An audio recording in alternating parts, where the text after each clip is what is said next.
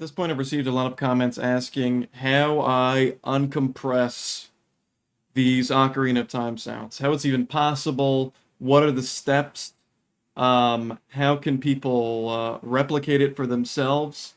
These are all great questions, so I'm just gonna kind of like drunk uncle wing this video and show my step-by-step process for some of the existing projects I've done. So one of the preliminary things to understand about uncompressing a song from the N64 specifically is that, unlike modern video games, it's not playing a pre-recorded track. All of the instruments and their own tracks laid out, composed, basically written music. The computer is playing out written music and assigning instruments for each track. That being said, when the composer goes to write this music, when they create each instrument, they have to pull a sound sample for the instrument to use.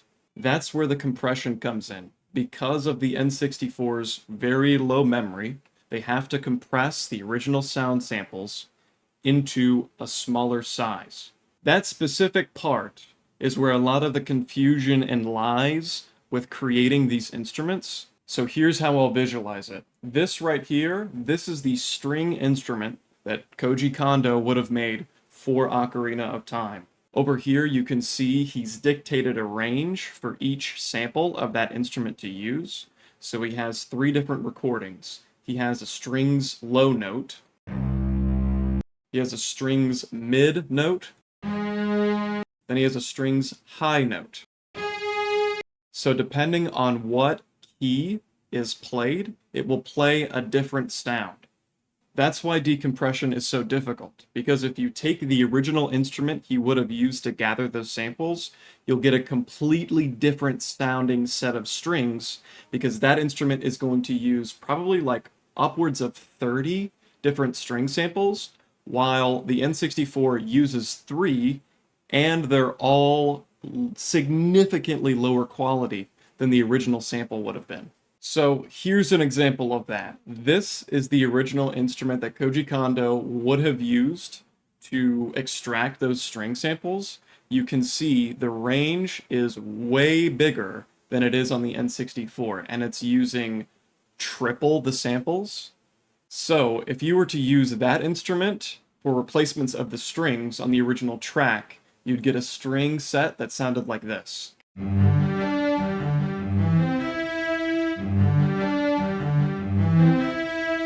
Sounds similar to the original, is not the original. So what do we have to do? Well, we have to find the original high-quality samples that Koji Kondo would have used to create these 3 samples.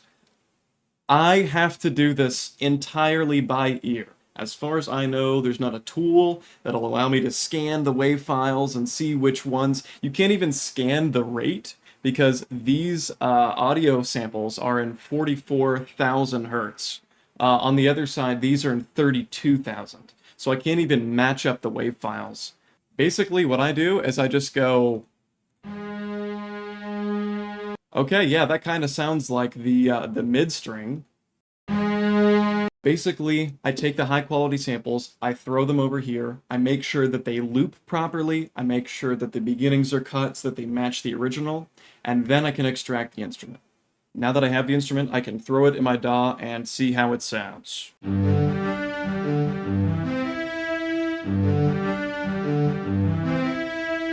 Sounds exactly like the original, except much, much higher quality. The next part is going about acquiring the original written soundtrack. Like I said, these have to be composed for the instrument to play each track. This is Hyrule Field. This is how Hyrule Field looks like. How did all these notes get here? Well, shout out to whoever did this on archive.org, but all of the original written tracks on the N64 have been exported to a MIDI file, so you can just find whatever soundtrack you want and then import it into your DAW. There's only one problem, though, and that's specifically for Hyrule Field. It's broken down into 17 different MIDI tracks. The DAW that I'm working in can only handle 1, which means I have to import one at a time. Then for each MIDI track, I have to replace like 12 different instruments. So for all of these, On the left side here, these are all of the different tracks I imported. You can see there's like 20 of them. I had to take each instrument track and put it in the right instrument. Now, because some instruments are louder than others, and some instruments go down in volume and up in volume, I have to export the original instrument's velocity automation, meaning the controls that tell the instrument to be louder or quieter, I have to import onto the next track. So basically, for each instrument I have to do, there are 3 things I have to make sure work. On top of that, I have to do that 20 more times. So I'm not just working on 18 different instruments. I'm working on 18 different instruments 20 times, and I have to watch out for 3 different things that don't sound correctly with each track. So to kind of show you how the process works, I'll go ahead and do a new decompression project. I'll do a small one. We're going to do inside a house. So I find inside my home.mid, and I import it into my DAW. Now, again, the first half of this project, the hard part, is locating the samples and creating those instruments. So this is going to be pretty easy for me because I've already created all of these instruments. But just know I won't be doing an in-depth tutorial on creating those instruments here. So I have each individual instrument. What I'm going to do is I'm going to solo them and listen to them to see which instrument they are.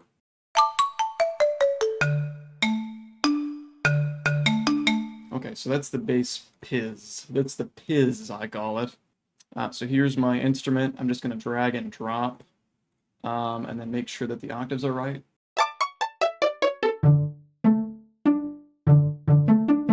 Yep, all right. Now I'm going to add a little bit of release so that the note hangs a little bit more. Okay, that sounds good. So let me go to the next one. Okay, I think that's the string. So I'm going to throw in my strings and see. Absolutely is. So I'm going to go onto this track. Okay, I have no idea what that is. Okay, that's the clarinet. So I take my clarinet and I throw it on there. Maybe that's the bassoon. Okay, that's the bassoon. Okay. So now go to this instrument. So this should be the clarinet, I think. Let me just go ahead and throw the clarinet in there.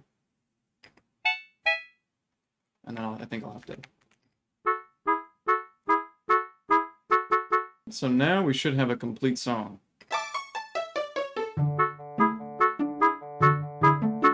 Okay, that is correct. We do have a complete song. Problem is, it sounds like trash. This clarinet is way too high, and because it's stereo now, and when originally it was mono, I have to fix that. So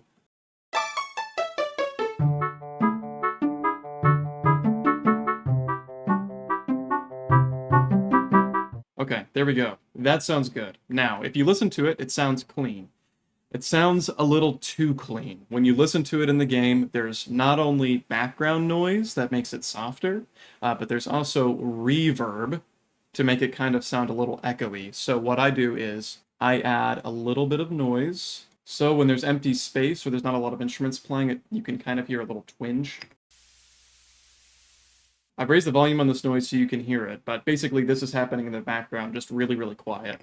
Now I'm just going to throw reverb on the whole song, just to see how it sounds.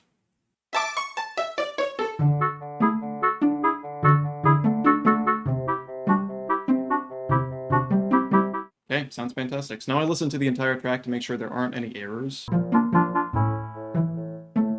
Okay, like that. There's an error there. That fades out way too quickly. So now I have to go see when that happens. Oh, that's because the note is not sustaining.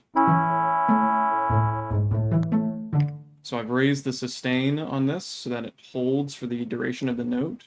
All right, so it sounds good so far. I adjusted the sustain on the piccolo too, and I raised the release as well, or the piccolo. I don't know how you say it. You can make fun of me for mispronouncing this stuff. I don't know how to say it.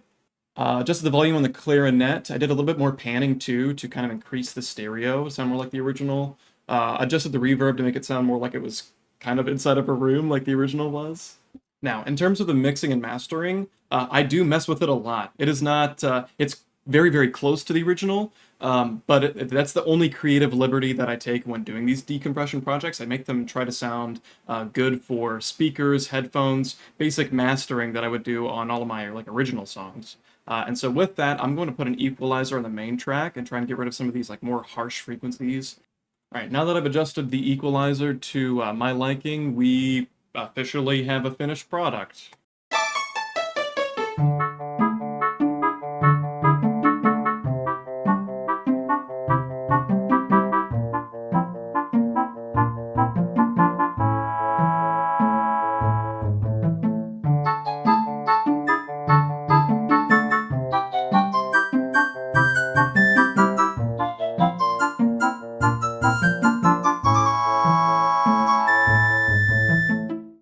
Now, the only thing is that this track is looped in the original, so that means I have to get rid of this intro and then loop it a couple of times, and then we'll call it a day.